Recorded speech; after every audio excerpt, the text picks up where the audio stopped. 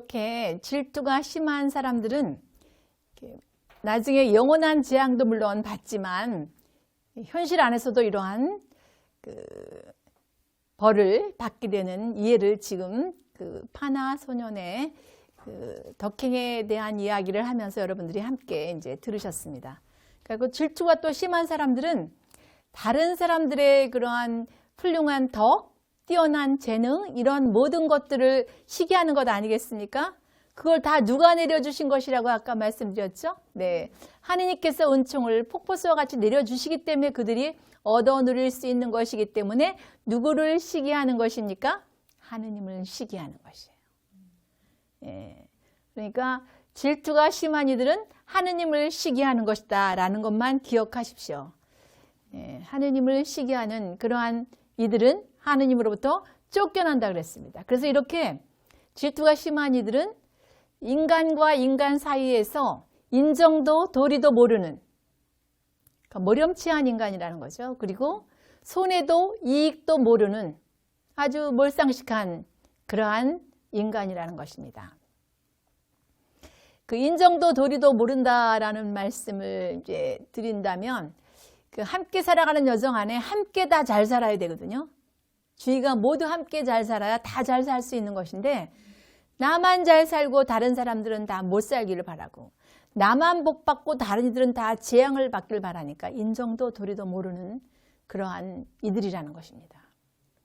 그리고 이렇게 손해도 이익도 모른다. 나만 이익을 받고 다른 사람은 다 손해보기를 바라는데 다른 사람이 다 손해볼 수 있을까요? 그렇지 않을 수도 있습니다. 제가 예전에 이제 저희 어머니가 제가 22살 때 돌아가셨는데 세상은 돌아가는 거예요. 제가 반학기 남기고 이제 어머니가 돌아가셨는데 학교를 가보니까 딴 아이들은 다 행복해 보이는데 저만 몹시 슬픈 거예요. 그래서 다 전쟁이 나서 좀 폭삭했으면 이런 마음을 제가 가진 적이 있었어요. 그러니까 왜 주님 저희 엄마는 돌아가시게 하고 다른 사람들은 다 아무런 일 없이 일상을 살아가는데 왜 저만 그러죠? 아마 그게 제가 질투가 심했기 때문에 아마 그런 마음을 갖지 않았나 싶어요. 그러니까 다른 이가 손해보지 않을 수도 있는데 나는 그냥 그렇게 폭삭하길 바라고 그렇게 되면 내 마음이 더 지옥이 되는 건데 그걸 모르고 이렇게 남의 손해보고 나는 이익 보고 근데 그들이 손해 안 볼 수도 있고 내가 손해볼 수도 있다라는 거죠. 남이 가진 거 다 없어지기를 바라는데 그들이 없어지지 않고 내가 없어질 수도 있다는 건 생각을 미처 못했던 거예요. 그러니까 아까 이제 질투가 심한 이들은 주위에 친구가 없다 그랬습니다. 다 원수로 생각하니까. 여러분 우리가 사순을 지나고 이제 그 망부활 때 부활초에서 복사들이 심지에다가 불을 비춰가지고 이렇게 우리들에게 초에다 다 나눠주지 않습니까? 그리고 이제 대림 거의 끝나갈 때 그 성탄 전야미사 때도 그렇게 하잖아요. 근데 그 촛불에서 하나에서 불을 이렇게 붙여가지고 오지만 그 촛불 맨 처음에 붙인 그 불이 없어지나요? 그렇지 않아요. 예, 더 밝아지잖아요. 많이 나누어서. 그듯이 남이 복되고 남이 그렇게 덕을 많이 쌓으면 그로 갈 수 있는 그러한 길들이 많이 넓혀져 있다는 거죠. 하느님께서 다 그렇게 누구나 들어와도 되고 누구나 얻어 누릴 수 있게 다 하신다는 거예요. 그런데 그 질투가 심한 이들은 자기가 우산 쓰고 다니기 때문에 받을 수가 없는 거예요. 이렇게 다 나누어도 실컷 나눠 가질 수 있고 자기도 그러한 선을 행해서 덕을 쌓은 것이 있다면 자기도 나눠줄 수 있는데 자기는 나눠주기 싫으니까 나눠주기 싫어서 쌓아안고 있으면 어떻게 되죠? 썩어 없어질 수 있어요. 그러니까 함께 나누어서 더불어서 아름답게 사는 그런 세상을 하느님은 원하시는데 이 질투가 심한 이들은 그렇게 살지 않으니까 지옥의 삶을 사는데 오늘부터는 개관을 이제 마무리하면서 말씀을 드리는데요. 오늘부터는 남의 그러한 복, 남의 상서로운 조짐을 어떻게 하시라고요? 빌어주시라는 거예요. 자꾸 빌어주시고 축복해 주시고. 그래서 저는 이렇게 함께 이렇게 기도하는 그룹 안에서 기도하고 이제 그가 이제 삶을 나누는 이야기를 들고 나서 이제 다 마무리될 때 그렇게 서로 기도해 주자고 했어요. 주님의 이름으로 사랑하고 축복합니다. 이렇게 그렇게 의지적으로 그렇게 말씀을 전하다 보니까 주님의 이름으로 사랑을 전할 수가 있게 되더라고요. 그래서 이제 저희들이 한 달에 한 번씩 이렇게 만나는데 남의 복을 빌어주시는, 남의 그 행복을 기뻐해 주시는 그러한 그리스도인들이 되셨으면 좋겠습니다. 그래서 이제 질투의 종류에 대해서 지금부터 말씀을 드리겠습니다. 첫 번째로 남의 나쁜 점을 헤아리고 생각하는 것을 조심해야 돼요. 근데 보통의 경우에는 남의 좋은 점보다는 남의 나쁜 점이 눈에 잘 들어옵니다. 왜 그럴까요? 드러나니까. 좋은 점은 그렇게 드러나기가 쉽지 않은데 남의 나쁜 점은 금방 드러나니까 잘 뜨인다는 거죠. 그렇지만 선한 이는 모든 이들의 거울입니다. 그래서 그 거울에 자신을 비춰보고 자신의 나쁜 점이라든가 자신의 오점을 없애 나갈 수가 있다는 거죠. 그런데 질투가 심한 이들은 남의 좋은 점, 선한 점을 보기보다는 남의 나쁜 점, 남의 오점, 허점, 그것도 뭐 큰 것도 아닙니다. 아주 작고 하찮은 그러한 오점이나 허점이나 결점들을 알아내려고 하고 생각해내려고 한다는 거죠. 그 말은 깨진 거울, 더러운 거울, 그 다음에 이렇게 투명하지 않은 거울 있죠? 그러한 거울로 자신을 비춰보는 것과 같아서 고칠 수가 있을까요? 고치기가 쉽지 않습니다. 선한 거울에 자신을 비춰보고 자신의 결점이나 오점들을 고쳐나가야 되는데 깨진 거울로 자신을 비춰보면 보일까요? 잘 안 보이죠. 어두운 거울이 보일까요? 잘 안 보이죠. 불투명한 거울이 보일까요? 잘 안 보입니다. 이런 거울로 자신을 비춰보기 때문에 질투라는 사욕 때문에 자신을 잘 볼 수가 없다라는 것입니다. 그 기름으로 인한 불을 물로 끓려고 그러면 더 타다다닥 튑니다. 그듯이 이 질투가 심한 이들은 깨진 거울로 자신을 보기 때문에 질투라는 정만 더 늘려 나갈 수밖에 없다라는 것입니다. 그래서 첫 번째로 이제 선한 거울에 자신을 비춰봐야 되고, 사람들은 모두 다 마음으로 어떤 일을 헤아립니다. 그거는 어떻게 비유할 수 있냐면 유리에다가 사물을 이렇게 투영시켜 보면 알 수 있습니다.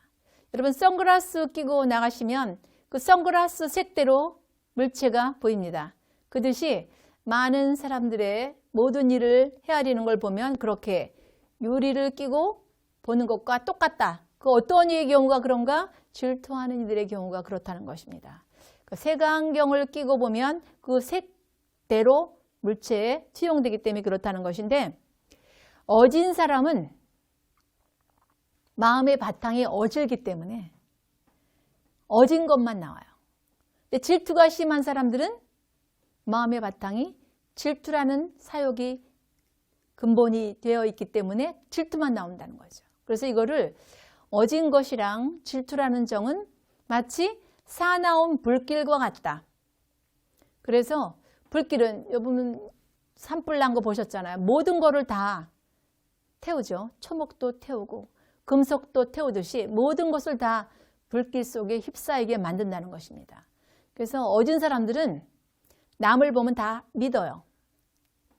남의 나쁜 점이 보이더라도 이해하려고 합니다. 그리고 남의 나쁜 모습이 보여도 아유, 겉모습만 그렇지 속은 그렇지 않을 거야. 이러고 이해하고 믿는다는 거죠. 그에게 좀 악한 조짐이 보인다 하더라도 아유, 뜻은 안 그럴 거야. 이렇게 겉모습만 그렇지 뜻은 안 그럴 거야. 그리고 또 아주 생각이 나쁘게 드러났어요. 그래도 우연히 그랬지 필연적인 건 아니야. 이렇게 선한 마음만 더 일으킨다는 거죠. 그래서 그 선함을 논할 이유가 없어요. 그런데 이 질투가 심한 사람들은 아휴, 저 사람 겉만 저래. 정말 선한 게 아니야. 아유, 저거 우연히 그렇게 보일 뿐이지 필연적으로 저거 언젠가 바뀌어 변할 거야. 이렇게 질투라는 정만 더 끌어오른다는 것입니다. 이렇게 어떻게 말하면 부정적인 생각만 계속 끌어오른다는 거죠. 어진 사람의 경우에는 긍정적인 생각만 끌어오르는데 이렇게 질투가 심한 사람은 부정적인 생각만 끌어오르니까 나의 삶이 부정적인 삶의 연속이 된다는 것입니다.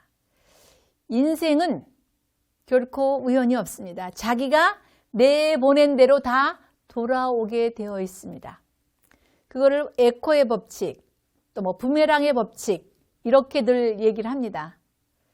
그리고 그 30대에 갑부가 된 어느 여성의 그 글을 제가 읽은 적이 있는데 그 미국 여성인데 그렇게 썼어요. 아브라카다브라. 그 얘기는 히브리 말로 말은 창조한 대로 창조된다. 이렇게 말을 그 책에 썼더라고요. 그 듯이 부정적인 말을 자꾸 내보내니까 부정적인 일만 아까도 말씀드렸듯이 불평불만한 일만 끊임없이 생기고 긍정적인 것을 끊임없이 내보내는 일에게는 긍정적인 일만 생기는 거예요. 그래서 이렇게 질투가 심한 사람들은 그의 악함을 논할 여지가 없다라는 거예요. 하느님의 본성은 사랑이시라 그랬어요. 그러니까 우리는 그 하느님의 본성을 부여받고 이 땅에 파견받은 이들이에요. 그러니까 그의 본성을 이 땅 안에서 실천하고 살아내야 되는데 이렇게 질투라는 사역을 잘 다스리지 못하면 삶이 몹시 어려워지고 고통스러워진다는 거죠. 그래서 이렇게 그 선한 이들은 벌과 같다 이렇게 말씀을 하십니다. 왜 그러냐 하면 벌들은 흰 꽃가루에 앉아서도 맛있는 단 꿀을 만들고 또 쓴 꽃가루에 앉았다가도 그거를 또 단 꿀을 만든다는 거죠. 그래서 제가 어릴 때 우리들은 이제 그 밭 뭐 이런 데로 늘 뛰어다녔잖아요. 그래서 이제 그 크로바 같이 생긴 풀이 있어요. 싱아라고. 그 싱아를 이제 이렇게 뜯어 먹으면 굉장히 쉬었어요. 근데 저희 집에 이제 화분 안에 금전수 안에 싱아가 자라더라고요. 그래서 제가 이제 가끔 그걸 뜯어 먹는데 이 교환을 보면서 그래 싱아 꽃은 맛이 어떨까 하고 제가 뜯어 먹어봤어요. 그 싱아의 꽃은 하얀색이더라고요. 뜯어 먹으니까 역시 시더라고요. 꽃이. 그러니까 벌이 신 꽃가루에 가서 앉아도 쓴 꽃가루에 가서 앉아도 생강꽃은 아마 좀 매콤하겠죠. 생강 같은 매운 꽃가루에 앉아도 다 단 꿀을 만들어내는 것은 선한 이와 같고 이렇게 질투가 심한 이들은 뱀과 같다 이렇게 표현을 하십니다. 뱀은 단 꽃가루에서 그 꽃가루를 핥아먹든 단 물을 마시든 다 뭐를 만드나요? 독을 만들죠. 예. 그러니까 질투가 심한 이들은 이렇게 뱀과 같다라는 말씀을 하십니다. 그래서 이 질투가 심한 이들은 정말 그 사람이 진실되고 견고하게 선을 행해서 덕을 쌓았지만 어떻게 보는가?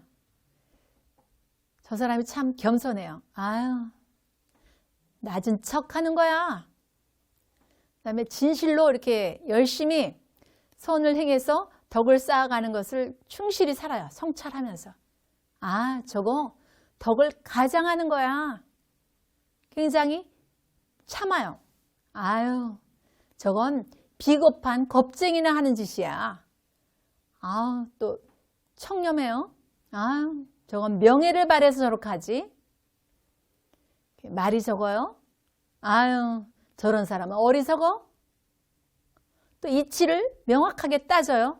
아유, 경솔하고 굉장히 호황되네. 정직해요. 아이고, 거만하네. 그 다음에 엄숙히 상가하죠. 그럼 아유 겉모습만 저렇지 속은 안 그래. 그다음에 열심히 다른 일을 도와주고 베풀기를 좋아해요. 아이고 해프고 낭비벽이 심해. 또 자기 일을 잘 단도리하고 전략해요. 아이고 인색하게 그지없어. 이렇게 말한다는 것입니다. 그러니까 좋게 말하기보다 다. 제가 이렇게 보면 남의 단점을 아주 순식간에 금방 캐치해요. 그리고 남이 모르는 부분까지 아주 정확하게 잘 집어내요. 이게 제 삶에 아주 큰 장애라는 걸 나중에 깨달은 거죠. 좋은 점만 자꾸 보고 남의 장점, 아름다운 점을 보려고 하기보다는 순식간에 그냥 아주 몇 초 만에 다 읽어버리고 그걸 그렇게 선입견으로 갖고 있고 그를 대하니까 얼마나 마음이 불편하겠어요. 아까 제가 그렇게 지옥 같은 삶을 살았다, 이제 얼굴을 늘 찡그리고 살았다 했더니 시민이 끄떡끄떡 하시는 거예요. 저 뒤에 앉으셔서. 그래서 제가 그렇게 많은 이들이 볼 수 있겠구나라는 생각을 제가 했습니다. 이렇게 마음이 삐뚤어진 거죠. 마음이 늘 수평을 유지하지 않고 삐뚤어지니까 그것으로 재니까 재는 것이 다 어떻게 될까요? 다 삐뚤어지게 보이는 거예요. 그러니까 마음은 수평을 재는 준과 같고 사람을 가늠하는 것은 담을 재는 것과 같이 그렇게 아주 수평스럽고 수직스럽게 잘 재야 되는데 질투가 심한 이들은 그렇게 안 본다는 거예요. 그래서 늘 삐뚤어진 마음으로 재고 쌓으니까 어떻게 되겠습니까? 금방 무너지겠죠. 삐뚤어진 상태, 수평이 아닌 상태로 재고 그렇게 덕을 쌓아간다면 어떻게 될까? 한순간에 와르륵 무너지겠죠. 그래서 남의 덕이 늘어나면 늘어날수록 이 사람의 그러한 덕은, 그나마 쌓았던 덕은 다 와르륵 무너질 수 있다는 것입니다. 그리고 이제 이렇게 남의 나쁜 점을 잘 헤아리고 그것을 이렇게 남을 이렇게 판단하려고 하는 것은 바른 게 아니라는 거예요. 그 사람이 선한지 악한지는 우리는 판단할 수 없습니다. 선하신 하느님만이 판단하실 수 있다는 거예요. 우리는 누군가를 저 사람 참 악해, 저 사람 참 나빠 라고 판단하면 안 되는 이유가 하느님만이 우리의 마음 깊은 부분까지 알고 헤아리신다는 거예요. 시편 121편 4절 이하에 보면 주님은 우리를 졸지도 않고 자지도 않고 살피신다 그래요. 그분만이 우리의 마음 깊은 것까지도 알고 계시는데 어떻게 한계에 지어지고 부족한 이 인간이 누구를 나쁘다, 누구를 악하다 라고 말할 수 있고 판단할 수 있냐는 것이죠. 그리고 이렇게 선한가 악한가 이런 거를 이렇게 본다라는 것은 이제 마음 깊은 곳에 있는 것인데 이 마음은 다 눈으로 드러난다 이렇게 말씀하십니다. 마태복음 6장 22절 이하에 보면 눈은 몸의 등불입니다. 눈이 맑으면 온몸이 맑고 눈이 어두우면 온몸이 어둡습니다. 이렇게 말씀하세요. 여러분, 어린아이들 눈은 어떤가요? 맑고 투명하죠. 근데 우리들 눈은 어떤가요? 네, 굉장히 아기들에 비해서는 아주 뭐라고 형언할 수 없을 정도의 불투명한 눈을 점점 가지게 되죠. 나이가 들수록. 눈이 마음의 등불이고 마음을 드러내는 곳이 눈인데 그래서 그 행위가 다 마음 안에 있는 것이 행위로 드러나게 되어 있습니다. 고린도전서 4장 5절 이하에 보면 이제 마지막 때에 주님께서 오시는데 그때에는 어둠 속의 것들을, 어둠 속에 숨겨진 것들을 다 밝히시고 마음속 생각을 다 드러내신다. 그러면서 그때에 당신이 칭찬하신다. 그러니까 니네들이 미리 심판하지 말아라. 이런 말씀을 하십니다. 누가 나빠? 그 사람 참 악인이야. 이렇게 말하는 사람은 하느님의 능력을, 하느님의 권능을 침해하는 교만죄에 해당되는 것 명심하시기 바랍니다. 그러니까 이제 우리 그리스도인으로서 저 사람 참 나빠, 저 사람 참 그러네, 이렇게 미리 심판하거나 단죄하시지 마시라는 거예요. 그거는 누구의 권능을 넘어서는 것이라고요? 네, 주님의 권능을 넘어서는 것입니다. 잠언 17장 15절 이하에 보시면 의인을 유죄라 하고 악인을 무죄라 하는 모든 이들을 주님은 굉장히 역겨워하신다고 그래요. 그러니까 우리가 누구를 판단하고 심판할 수 있는 그러한 주제자가 아니라는 거죠. 우리를 만드신 그분만이 하실 수 있는 일을 우리가 나서서 나쁘다, 좋다, 이렇게 그 사람 나빠, 이렇게 말한다는 것은 죄라 이렇게 표현하십니다. 우연히 어떠한 좋지 못한 부분을 보았는데 저 사람 참 나쁜 사람이네 이렇게 말하는 것은 죄이다. 왜냐하면 분명히 그 이치를 밝히지 못했음에도 불구하고 그러한 판단을 내리는 것은 죄다. 이렇게 말씀을 하십니다. 그러면서 그 남이 이렇게 그 어떤 일을 할 때 네가 질투가 없는 마음으로 그것을 공평하게 결정을 내렸다 하더라도 그거는 허위가 있을 수 있다. 이렇게 말씀하세요. 그런데 질투하는 마음으로 봤다면 허위가 더 많겠죠. 그러니까 질투하는 마음이 아닌 마음으로도 남의 일을 그렇게 공평하게 했다고 하더라도 허위가 있을 수 있는데 질투하는 마음으로 봤다면 그거는 더 허위가 많다. 이렇게 얘기하시면서 어떤 사람이 굉장히 아주 선하게 덕을 끊임없이 쌓아가는 사람이 있어요. 근데 내가 그 사람이 약간 미워요. 싫은 부분도 있어요. 그러면 나는 그 사람을 나쁘다고 할 수 있다는 거죠. 그런데 그가 내가 나쁘다고 생각했던 그가 나의 가장 친한 친구라고 생각하시면 여러분 나쁘다고 하실 수 있으십니까? 네, 없으시겠죠.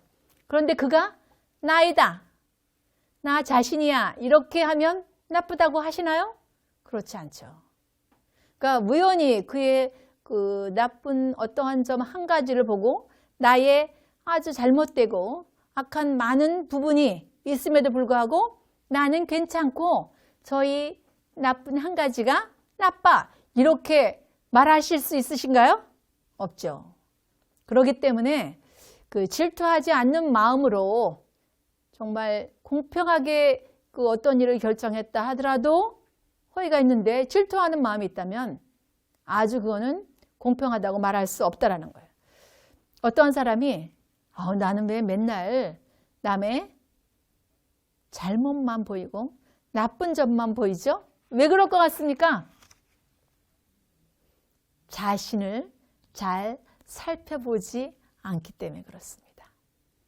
자신의 주제를 잘 파악하시는 분이라면, 자신을 올바로 알고 살아가시는 분이라면 남의 나쁜 점, 남의 잘못한 점이 눈에 들어오지 않는다는 거예요.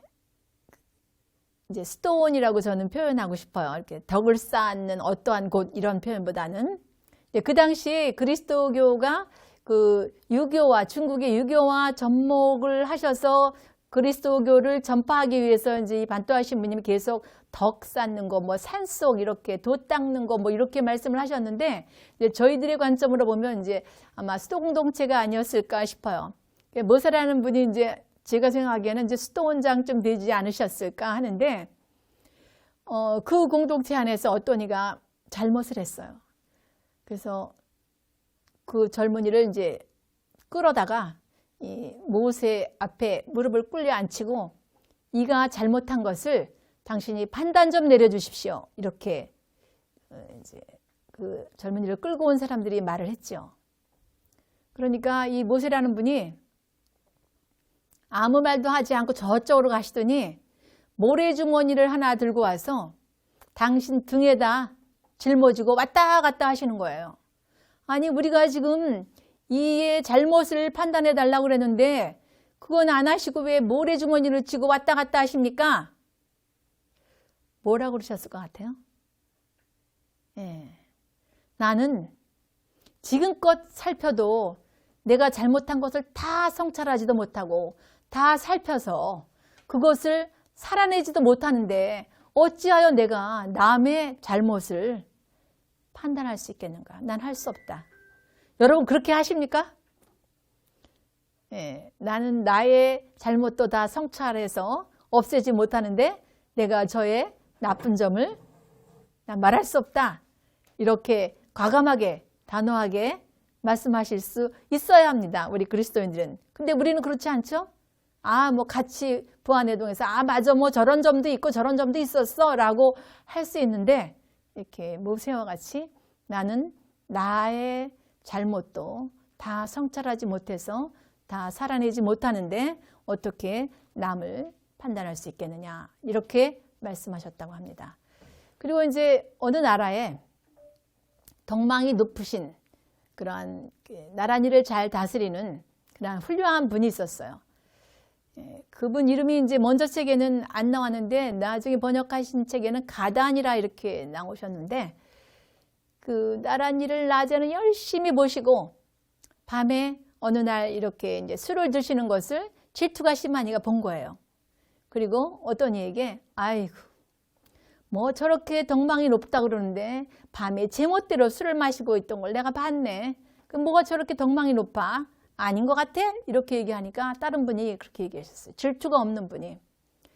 그는 낮에 굉장히 열심히 나란 일을 보고 밤에 이렇게 어느 날 그렇게 술을 마신 것을 자네가 보았는지 모르지만 낮에 빛은 보지 못하고 왜 밤에 그림자만 보고 그렇게 말하는 당신 눈이 병든 것이 아닙니까?